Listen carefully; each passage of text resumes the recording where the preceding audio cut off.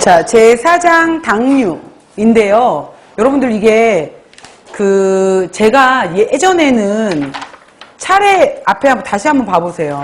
보시면은 우리 조리원리 이론서에서 맨 앞에 보면은 지금 개요, 공유 및 전분, 서류, 당류 이렇게 들어가 있잖아요. 이 순서가 영양사 시험에서 시험 문제 내겠다라고 했던 순서거든요. 그래서 제가 그 순서대로 그냥 넣은 건데 사실 당류는 맨 뒤로 들어가 있으면 공부하기가 편해요. 그러니까 이것저것 다 배운 다음에 공부하면은 훨씬 정리하기가 쉬운데 당류가 딱 처음으로 끼어들면 조금 이해가 안 돼요. 그러니까 다 배운 다음에 하면 조금 쉽긴 하지만 그래서 중간에 들어와서 그러니까 챕터별로 들어오다 보니까 와 있던 건데 일단은 이제 이해 안 되는 부분들은 나중에 다시 한번 설명도 해드릴 테니까 보시면은 자 28쪽부터 보시면 제4장 당류에서 먼저 당의 종류라고 나와 있잖아요. 그래서 당은 크게 천연 감미료와 합성 감미료로 나누어져 있다라고 해서 먼저 천연 감미료의 설탕은 사탕무, 사탕수수로부터 얻는 당이에요. 그래서 조리에 사용될 때 보통 일반적으로 우리가 무침 2에서 8%, 초무침 3에서 5%, 그 다음에 이제 이거 알아놓으세요. 우리가 만약에 과일을 먼저 배워서 잼 젤리를 배웠으면은 너무나 당연하게 65% 이렇게 나와요. 근데 지금 뒤쪽에 이제 나오거든요. 그래서 잼 젤리를 만들 때 설탕이 들어가는데 그때 양이 60에서 65%예요. 60에서 65% 정도가 들어가고요.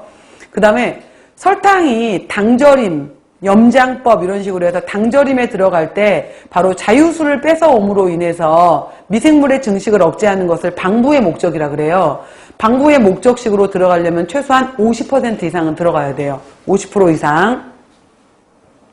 그 다음 설탕은 포도당하고 과당이 결합되어 있는 건데 포도당에서의 제일 중요한 환원성 OH가 1번이에요. 그래서 포도당의 1번 자리하고 과당 같은 경우에는 과당은 5탄당으로 되어 있고 2번 자리에 해당이 되는 여기 2번 자리에 해당이 되는 OH가 있게 되는데 이 바로 2번 자리에 해당이 되는 거하고 1번하고 그래서 설탕의 경우에는 포도당과 과당의 알파 1, 2결합이다라고 얘기를 하잖아요. 이렇게 이제 이쪽에 있는 2번 자리에 해당이 되는 OH가 이렇게 옮겨지는 거예요. 방향이 이렇게 틀어져서 이런 식으로 알파 1, 2결합을 하고 있기 때문에 이것들은 바로 이제 이성체가 없어요. 그래서 설탕의 경우에는 설탕은 바로 이성체가 없다. 그래서 얘는 표준 감미 물질로 이용이 된다라고 해서 단맛의 정도를 이야기할 때 표준 감미 물질이 되는 이유가 이거예요.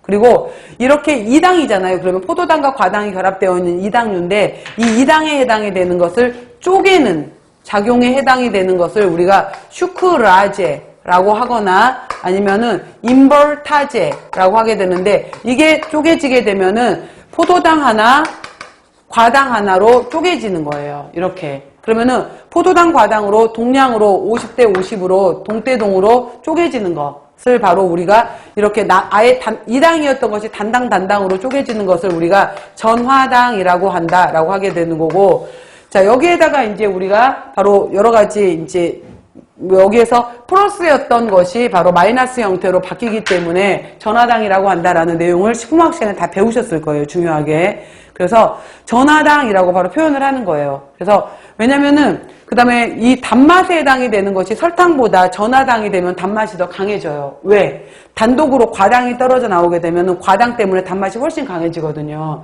그래서 전화당이 되면 바로 단맛이 더 강해지더라 라는 내용이에요. 그 다음 설탕보다 단맛이 더 강하고 결정화되지 않는다. 과당 때문이라는 거.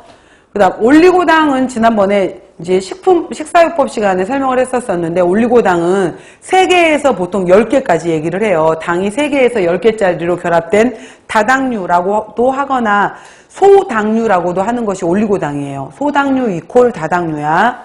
그래서 이건 우리 몸에는 분해 요소가 없어요. 그래서 소화흡수가 되지 않아서 바로 저열량 감미료로 이용이 되고 비피더스가 뭐냐면은 얘가 바로 락토바실러스 비피더스라는 균주예요. 얘를 말하는 거야. 그래서 락토바실러스 비피더스, 즉 젖산균이죠. 젖산균의 먹이가 된다라는 뜻이에요. 그러니까 젖산균은 프로바이오틱스고 이것들의 먹이가 되기 때문에 올리고당은 프리바이오틱스다 이 말이겠지. 그래서 바로 젖산균인 비피더스의 증식 인자가 된다, 즉 먹이가 된다 이 뜻이에요. 먹이인 프리바이오틱스다라는 거고요. 당 알코올은 이거지. 포도당에 해당이 되는 것이 알데하이드기를 기준으로 해서 탄소 하나, 둘, 셋, 넷, 다섯, 6개짜리로 이렇게 되어 있는 것이 포도당이었다면은 이 1번 자리에 해당이 되는 이 알데하이드기 자리가 CH2OH로 에탄올로 바뀌어 있는 것을 우리가 당 알코올이라고 하는 거예요. 그래서 글루코즈가 바뀌면은 솔비톨, 만노즈가 바뀌면 만니톨이 되는 거야. 자이로즈가 바뀌면 자이리톨이 되는 거고, 이런 식으로 1번 자리 CH2OH가 바뀐 것을 당 알코올이라고 한다라는 거예요. 그래서 바로 여러 가지 포도당이 당알코올이 되면은 솔비톨 이런 것들이 바로 비타민C 합성 음료, 무설탕 음료, 저열량 식품에 이용이 된다. 자이로즈에서 환원된 자이리톨은 충치 예방 효과가 있다라고 했어요. 자, 다시 한번 얘기하지만은 충치균이라고 말하는 것은 치아에 바로 써놔 여러분들. 스트랩토코커스 뮤탄스라는 균주가 바로 작용을 하게 되는 건데, 이 연쇄상 구균이에요. 스트랩토코커스 뮤탄스라는 균주가 내가 떡을 먹었어, 끈적거리는 음식을 먹었어 라고 했었을 때 끈적거리는 음식이 치아를 둘러쌌네. 이 치아를 둘러싼 이 음식이 바로 치아를 공격하는 것이 아니라 이 스트랩토코커스 뮤탄스라는 균주가 이 끈적거리는 음식 물질을 먹이로 이용하는 거예요. 먹이로 이용해서 바로 산을 형성하게 되는 거고, 만들어진 이 산 때문에 치아가 공격당하는 것을 우리가 치아 우식증이라고 얘기하는데, 치아 우식증이 바로 충치를 말하는 거예요. 충치를 얘기하는데, 자이리톨 같은 경우에는 치아를 이렇게 둘러싸주는 역할을 해. 근데 바로 자이리톨은 스트랩토코커스 뮤탄스가 이용할 수가 없어요. 그렇기 때문에 자이리톨을 씹어주게 되면 충치가 예방이 된다라고 하는 이유가 그거예요.